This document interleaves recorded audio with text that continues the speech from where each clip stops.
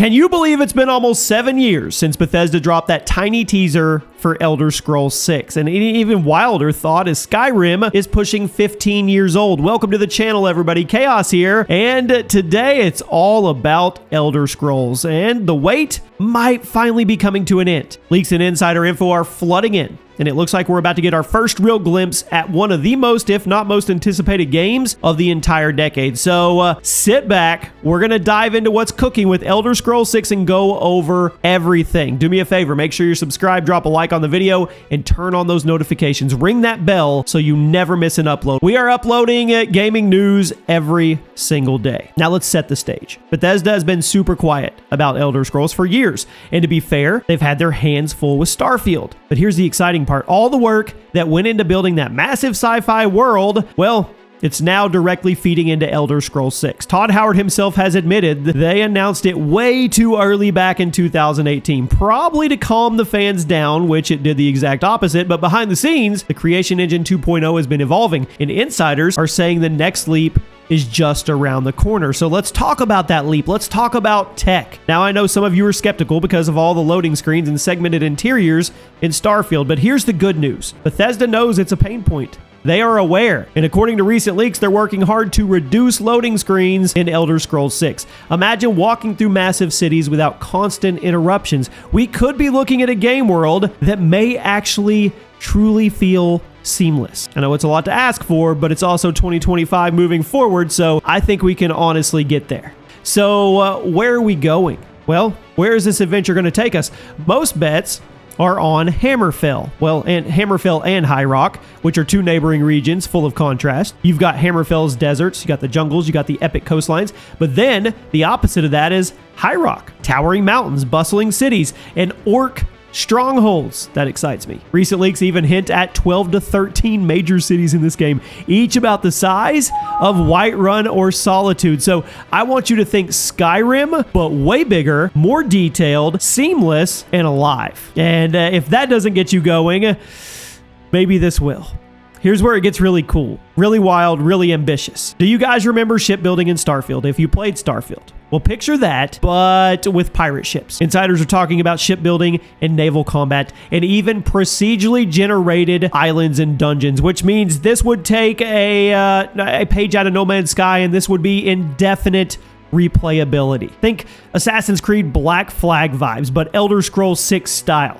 Ship-to-ship battles, boarding enemy vessels, maybe even building your own pirate haven on an island. I mean, seriously, once again, very ambitious. That's the word that comes to mind for me. But if it ends up being true, count me in. But hang on. There's more, okay? So you could build your ship, right? You could go to these procedurally generated islands. That's cool. But if this leak right here ends up being true, I mean, just call it game of the year, call it game of the decade. The leaks say settlement building is making a comeback. If you love building bases in Fallout 4, or you managed your homestead in Skyrim's Hearthfire DLC, you're going to be ready for this. We're talking about building your own towns or fortresses or castles, customizing them with your faction's aesthetics, and potentially defending them against attacks. Now, this isn't just about questing anymore. This would actually be about leaving your mark on the Elder Scrolls 6 world, which I know a lot of people would be super, super excited about. Now, it's Elder Scrolls, right? So we've got to have dragons, right? Well, yes, you are right. Dragons will make a return. But this time, it sounds like they're going to be more than just random dragons in the sky that drop in for a fight and then they leave or they die. Reports say dragons will actually play a core role in the story, and they're going to show up in major set-piece battles or dynamically impacting the world around you, or both, which to me, that's going to be awesome. Everybody loves dragons. Now let's talk about progression, leveling. It's a big concerning question. It's going to get a facelift, allegedly. No more cluttered menus and spreadsheets. Instead, progression happens organically. I mean, if you use magic often, your magic power grows. If you're a sprinter, if you like to sprint a lot, your stamina improves. Survive tough fights, you get more health. It's like the old Elder Scrolls system, but streamlined and more immersive. And I know, everything I'm feeding you right now sounds amazing if it ends up happening, so let's just stay on the positive side, right? Well, here's where we get to the point of maybe disappointed, maybe not. I don't know. When are we getting this game? The big question, right? And according to insiders, Bethesda is gearing up for a huge Xbox game showcase this June.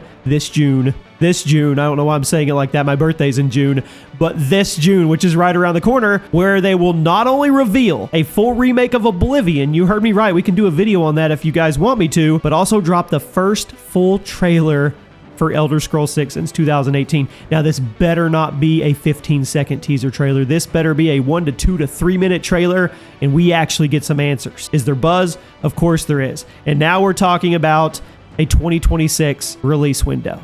I mean, with modern game development, I would say 2027 might be more realistic. And every time we cover any of these leaks and rumors on games, which I've done for a long, long time, just think GTA. Whenever they say it's a release window in this year, add another year to it. That's just how I look at it. Then you don't end up disappointed when it doesn't come out when everybody says it's going to come out. But if it did come out in 2026, that would be pretty hype. And if they are going to drop a trailer this summer, then you put the 6 to 8 month marketing campaign. I mean, maybe spring 2026? You guys let me know what you think about that. I mean, here's why this is important. And it's really important that if it doesn't drop in 2026 and it is until 2027, that could matter. Bethesda has to nail it. They do. They truly do. Fans have been more than patient, but they have to deliver on everything. The immersion, the scale, the quality, all of it. Starfield took extra time to polish. And if they do the same for Elder Scrolls 6, it could be absolutely legendary. It really, really could. So what do you guys think? Will Elder Scrolls 6 blow us away? Or will the hype be too big to meet, which happens a lot in the gaming industry? You guys let me know in the comments. If you're excited for this next chapter, drop a like. Make sure you're subscribed. Ring that bell, like I said, so you get all the future updates.